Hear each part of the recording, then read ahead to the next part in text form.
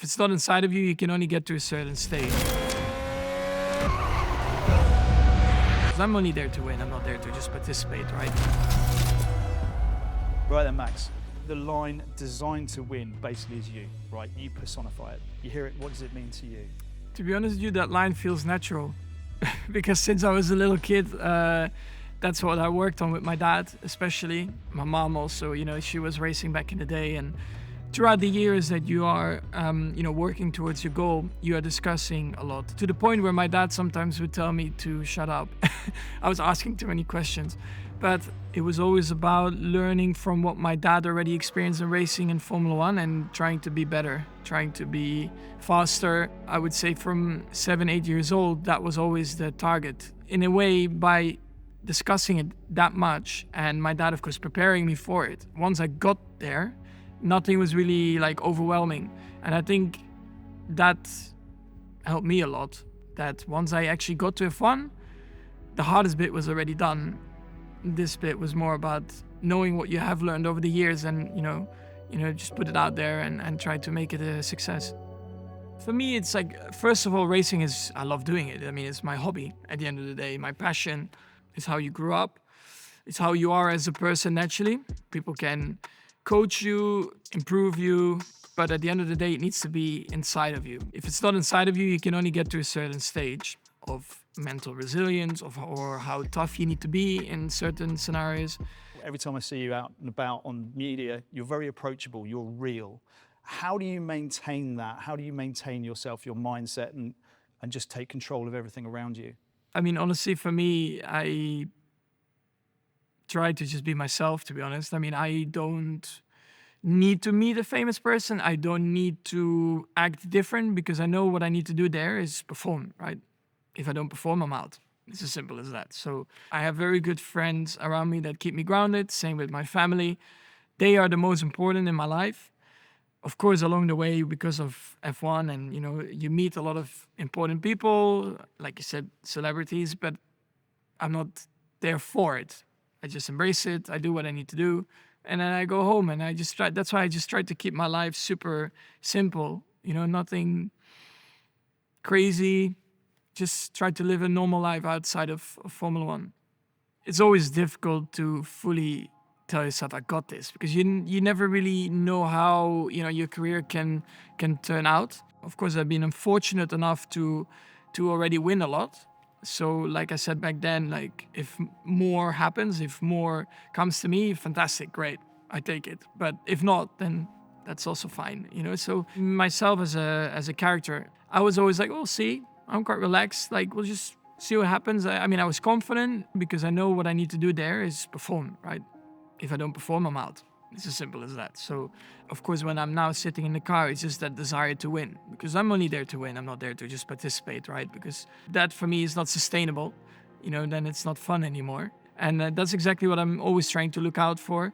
And at the moment, that's going really well. Is there anything outside of racing that you're as passionate about, you're as driven by, that in your flow state, anything outside of racing? Racing? Yeah. But then not racing, not even necessarily myself. But for example, of course, one of my goals is to bring a simulator driver into the real world. That has happened this year already, and he's doing very well. And I just want to try and grow that project naturally, because that is definitely something that I enjoy a lot. And outside of Formula One for the future as well, because I like being in F1 as a driver. I don't think I would ever come back in F1 as in a management role, let's say like that. But in a different kind of category, more like endurance style. Yes, I do see that happening. And creating that opportunity for young drivers that do not have the funds or, the possibilities of getting into a real racing car to try and stimulate that from the simulator world as well.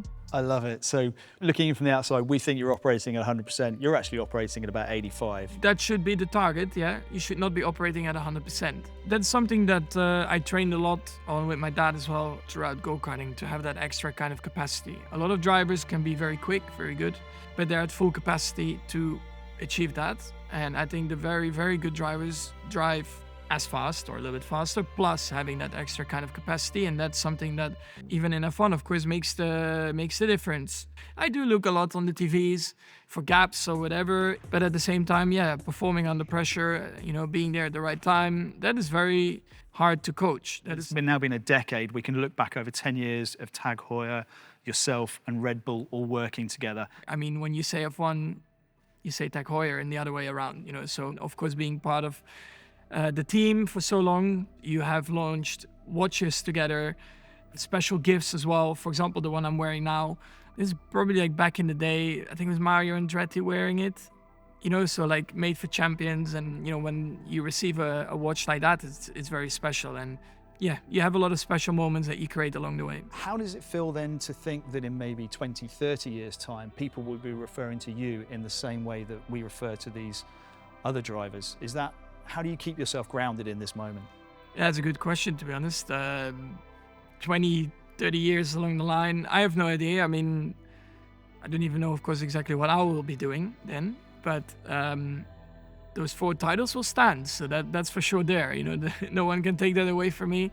And yeah, I mean, for sure, it will always be a big part of my life, racing and F1 as well. And being a Dutch racing driver, I hope that, of course, even when I stop, that we have that new talent coming through, and also for the national motorsport as well, that it stays alive, and to stimulate the local population, and seeing them also just falling in love with racing. Sometimes I still surprise myself. You come out of a race, you're like, all right, that was pretty good, or the desire and hunger to perform is there.